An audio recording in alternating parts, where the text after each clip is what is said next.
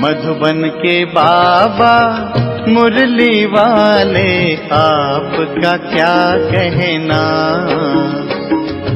आपका क्या कहना। ओम शांति। 12 अक्टूबर 2022। बाबा की मधुर महावाक्य। पहले सुनते हैं मुरली के कुछ मुख्य पॉइंट्स। पहले परमपिता परमात्मा की समझानी देनी है। तो परमपिता परमात्मा से तुम्हारा क्या संबंध है? सबसे ऊंचा है परमपिता परमात्मा निराकार शिव बाबा। अनेक मनुष्य हठ योग सिखाते आए हैं और एक परमात्मा राजयोग सिखाते हैं, जिससे मुक्ति जीवन मुक्ति मिल रही है। तुमको निश्चय है कि यह है शिव बाबा, हमारा बाप है, तो उनको याद करना चाहिए। परंतु बच्चे भूल जाते हैं, टाइम बहुत वेस्ट करते हैं। वेस्ट टाइम नहीं करना चाहिए, क्योंकि विकर्मों का बोझा सिर पर बहुत है। आत्मा में खाद पड़ गई है, तो लिखना चाहिए परमात्मा कौन है। परमात्मा के चित्र और श्री कृष्ण के चित्र पर घड़ी घड़ी समझाना चाहिए। ब्रह्मा मुख द्वारा रचा हुआ तुम्हारा ब्राह्मण कुल मशहूर है, सर्वोत्तम है। ब्रह्मा सरस्वती का हीरो हीरोइन का पाठ कैसे है, तो गोले का भी चित्र बड़ा होना चाहिए। बच्चों को अपने भाई बहनों पर बहुत रहम करना चाहिए। मूल वतन में गोद का हिसाब नहीं है। बच्चा जब पैदा होता है तो गुरु की गोद में देते हैं। समझाते हैं गुरु की गोद में नहीं गया तो दुर्गति को पाएगा। ओम शांति। और अब सुनते हैं मुरली को विस्तार से। आज बाप दादा कहते हैं, मीठे बच्चे, तुम्हें रूहानी कमाई में बहुत बहुत ध्यान देना है। सिर पर विकर्मों का बोझा बहुत है, इसीलिए समय वेस्ट नहीं करना है। प्रश्न है, जिन बच्चों का ध्यान रूहानी कमाई में होगा उनकी निशानी क्या होगी? उत्तर, वह कभी भी झगमुई में अपना समय बर्बाद नहीं करेंगे। शरीर निर्वाह करते हुए भी रूहानी कमाई में समय लगाएंगे। सुबह उठकर बहुत बहुत प्यार से बाप को याद करेंगे। याद से आत्मा उड़ती रहेगी। वह बाप समान रहमदिल बन अपने ऊपर और सर्व के ऊपर रहम करेंगे। सबको बाप का परिचय देंगे। आज की गीत है, तुम ही हो माता पिता तुम ही हो। ओम शांति। बच्चों ने गीत में माता पिता की महिमा सुनी। जैसे कोई घर में बच्चे रहते हैं तो माता पिता दादा होते हैं ना। दादे से वर्षा मिलता है बाप द्वारा, क्योंकि दादे की मिल्कियत बड़ों की मिल्कियत होती है। तो यह भी सबसे बड़ा है। दुनिया वालों को तो पता ही नहीं, बच्चों को पता है। तुम ही हो माता पिता, तो यह दादे के लिए शब्द है, तो उनका परिचय देना पड़े। चाहे सम्मुख हो, चाहे चित्रों द्वारा, चाहे प्रोजेक्टर द्वारा, तो दादे का परिचय देना बहुत ज़रूरी है। जिस्मानी दादा साकार होता है। अब तुम्हारी बुद्धि में पहले कौन आया? दादा। भल प्रोजेक्टर द्वारा समझाओ, वह भी नंबरवार चित्र दिखाना है। पहले परमपिता परमात्मा की समझानी देनी है। तो परमपिता परमात्मा से तुम्हारा क्या संबंध है, और फिर प्रजापिता ब्रह्मा से क्या संबंध है? तो पहले शिव का चित्र दिखाना चाहिए। फिर है लिखत, जो प्रदर्शनी पर समझाते हैं, वह मैगज़ीन भी बनाते हैं। तो पहले परिचय देना है। गीता में लिखा हुआ है भगवान उवाच, तो पहले भगवान का परिचय देना चाहिए। तुम सबकी बुद्धि चली गई है ऊपर। सबसे ऊंचा है परमपिता परमात्मा निराकार शिव बाबा, फिर ब्रह्मा विष्णु शंकर। फिर यहाँ आओ तो जैसे घर में माता पिता और दादा बैठे होते हैं, वह है हद का, यह है बेहद का। चित्र सहित सारी लिखते होनी चाहिए। फ़र्क भी बताना चाहिए कि अनेक मनुष्य हठ योग सिखाते आए हैं और एक परमात्मा राजयोग सिखाते हैं, जिससे मुक्ति जीवन मुक्ति मिल रही है। यहाँ है ही एक निराकार परमपिता परमात्मा शिव भगवान उवाच की बात। जैसे लौकिक माँ बाप दादा बच्चों की बुद्धि में याद पढ़ते हैं, हूबहू तुम्हारी बुद्धि में भी ऐसे हैं। यह सिर्फ पारलौकिक है, वह है लौकिक। तुमको निश्चय है कि यह शिव बाबा है, हमारा बाप है, तो उनको याद करना चाहिए। परंतु बच्चे भूल जाते हैं, टाइम बहुत वेस्ट करते हैं। वेस्ट टाइम नहीं करना चाहिए, क्योंकि विकर्मों का बोझा सिर पर बहुत है। आत्मा में खाद पड़ गई है, तो लिखना चाहिए परमात्मा कौन है। परमात्मा के चित्र और श्री कृष्ण के चित्र पर घड़ी घड़ी समझाना चाहिए। स्वर्ग और नर्क के गोले बड़े अच्छे मशहूर हैं। नर्क के गोले पर लिख देना चाहिए कि यह है रावण राज्य, भ्रष्टाचारी दुनिया, और स्वर्ग के गोले पर लिखो कि यह है श्रेष्ठाचारी दुनिया। तो टाइम लिखना चाहिए, स्वर्ग इतना समय, नर्क इतना समय। देखो, चढ़ती कला उतरती कला का भी चित्र है, क्योंकि उतरती कला में 5000 वर्ष और चढ़ती कला 1 सेकंड में, तो यह जंप हो गया। यह मुख्य बात समझाने की है। फिर है विराट रूप, जिसमें ब्राह्मण चोटी ईश्वरीय संप्रदाय है। ब्रह्मा मुख द्वारा रचा हुआ तुम्हारा ब्राह्मण कुल मशहूर है, सर्वोत्तम है। तो सबको समझाने के लिए यह चित्र बहुत ज़रूरी है। वैरायटी धर्मों का झाड़ है, वह भी अच्छा है। बच्चों को सुदर्शन चक्रधारी बनना है तो चक्र का भी ज्ञान देना है कि चक्र कैसे फिरता है। ब्रह्मा सरस्वती का हीरो हीरोइन का पार्ट कैसे हैं। तो गोले का भी चित्र बड़ा होना चाहिए। बहुत 1-1.5 घंटा प्रोजेक्टर दिखाना चाहिए, क्योंकि मनुष्य इन बातों में थक जाते हैं। स्टोरी तो कोई नहीं, यह है ज्ञान की बात है। पहले जब लिखे तब अंदर में आ सके, तो दिखाने के लिए टिकट रखना चाहिए। पैसे वाली टिकट नहीं, परंतु एंट्री पास हो। बड़े बड़े आदमियों को तो निमंत्रण दे बुलाना चाहिए, क्योंकि बड़ों बड़ों से ओपिनियन लिखाना है।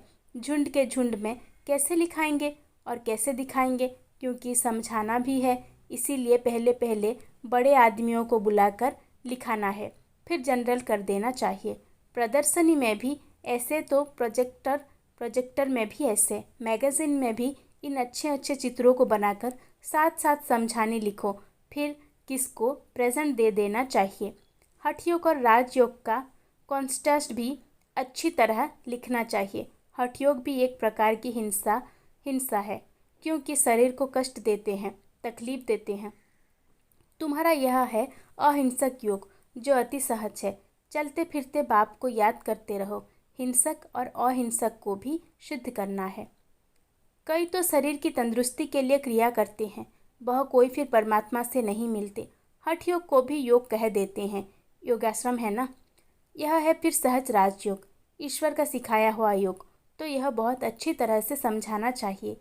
जिनका बुद्धि योग सारा दिन झरमुई झकमुई में होगा, वह क्या समझा सकेंगे। जिनकी बुद्धि में होगा कि सर्विस करनी है, वह करेंगे। 8 घंटा धंधा किया, फिर यह कमाई करनी चाहिए। वह है जिस्मानी कमाई, यह है रूहानी कमाई। तो इस कमाई में बहुत ध्यान देना चाहिए।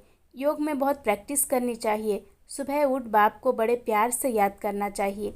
जिनको बाप 1-2 नंबर में रखते, वह भी याद नहीं करते हैं। भाषण तो बहुत अच्छा कर लेते हैं, परंतु याद में नहीं रहते। आत्मा तो याद से ही उड़ेगी, ज्ञान से थोड़े ही उड़ेगी। ध्यान में भी याद से ही जाते हैं, ज्ञान की तो इसमें कोई बात ही नहीं। ध्यान तो एक पाई पैसे की बात हो जाती है। कईयों को तो फट से श्री कृष्ण का साक्षात्कार हो जाता है। कई बच्चियां लिखती हैं कि बाबा हमने आपको पहचाना है। वह ध्यान में ब्रह्मा को भी देखती हैं और प्रेरणा भी मिलती है। तो फिर उनको निश्चय हो जाता है। जिसने बाबा को कभी देखा भी नहीं है, वह भी लिखती हैं, हम बाबा को बहुत याद करते हैं, हम आपसे बरसा लेकर ही छोड़ेंगे। आप तो जानते हैं हम याद करते हैं। जब कहती हैं आप, तो शिव बाबा ही याद आता है। तो बांधेली बच्चियां बहुत याद करती हैं, उतना सामने वाला भी याद नहीं करते। एक बात है याद की। फिर गांधी जी कहते थे कि राम राज्य हो, अभी तो रावण राज्य है। इस पर तुम समझा सकते हो, चढ़ती कला तो परमात्मा ही करा सकते हैं, बाकी तो सब 1-2 को गिराते ही रहते हैं। देवताएं भी गिरते जाते हैं, भल सुख में ही है, परंतु कला तो कम होती जाती है ना। जूं की तरह गिरते जाते हैं, क्योंकि ड्रामा भी जूं के मिसल चलता ही रहता है। तो चढ़ती कला एक के ही द्वारा होती है। समझाने के लिए प्रोजेक्टर बहुत अच्छा है, सेंटर भी बहुत बढ़ते जाएंगे। बाबा कहते हैं कि हर एक भाषा में स्लाइड्स बनाते जाओ, परंतु काम करने वाला ऐसा कोई है नहीं। बाबा युक्ति तो बता देते हैं, परंतु काम करने वाला चाहिए तो सर्विस बहुत बढ़ सकती है। बच्चों को अपने भाई बहनों पर बहुत रहम करना चाहिए। बाबा रहमदिल है ना। मेरा आना भी भारत में ही होता है और जगह आना मेरा होता नहीं। शिव जयंती भी भारत में ही मनाई जाती है, परंतु जानते नहीं है समझो क्राइस्ट की जयंती मनाते हैं तो उनके कर्तव्य को जानते हैं, परंतु शिव का कर्तव्य नहीं जानते। वही पतित पावन है। भारत बड़े से बड़ा तीर्थ है। गीता में श्री कृष्ण का नाम डालने से इतने बड़े तीर्थ भारत की महिमा गुम हो गई है। देखो, मोहम्मद गजनबी ने मंदिर लूटा था। अगर उनको यह मालूम होता कि यह हमारे बाबा का मंदिर है तो लूटते थोड़े ही। अल्लाह के मंदिर को कौन लूटेगा जिसने स्वर्ग की स्थापना की। अगर शिव बाबा को जाने तो कभी मंदिर को हाथ ना लगाए।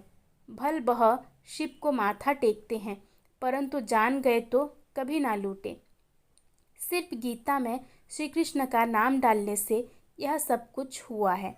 गीता खंडन होने से देखो क्या हाल हुआ है। अगर शिव का नाम होता कि वही गति सद्गति दाता है, यह एक की ही महिमा है। अगर वह ना आता तो पावन कैसे बनते, भारत को कैसे स्वर्ग बना सकते। यह गुप्त बात है ना।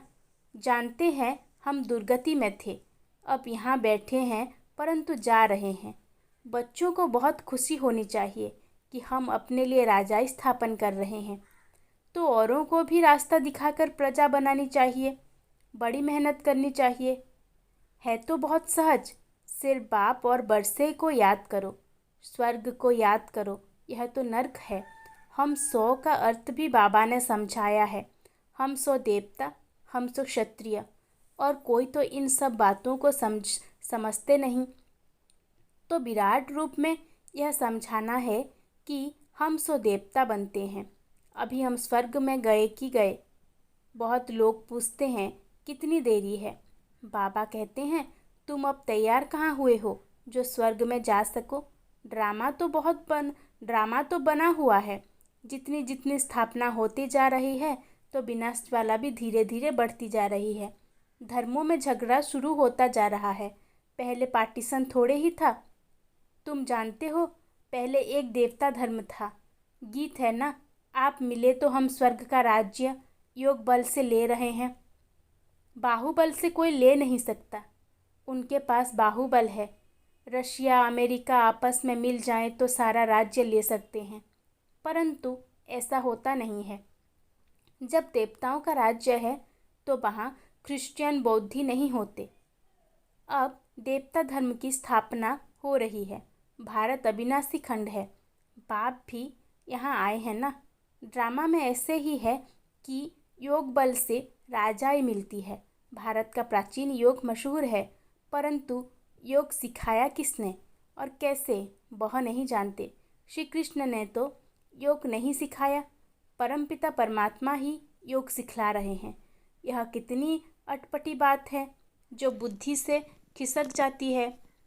कई तो जानते भी छोड़ देते हैं। तो बाप कहते हैं समझदार देखना हो तो यहाँ देखो। समझदार बरसा लेते हैं, बेसमझ छोड़ देते हैं। स्वर्ग का वर्षा सवा गवा देते हैं। महान मूर्ख महान सूजान देखना हो तो यहाँ देखो। स्वर्ग में वह भी जाएंगे परंतु प्रजा में जाएंगे। तुम जानते हो सूर्यवंशी चंद्रवंशी प्रजा कैसे बनती हैं। बाप की गोद यहाँ मिलती है। मूल वतन में गोद का हिसाब नहीं है। बच्चा जब पैदा होता है तो गुरु की गोद में देते हैं। समझते हैं गुरु की गोद में नहीं गया तो दुर्गति को पाएगा। छोटे बच्चे को भी गुरु करा देते हैं। गुरु विगत गति नहीं, यह गुरुओं ने समझाया है।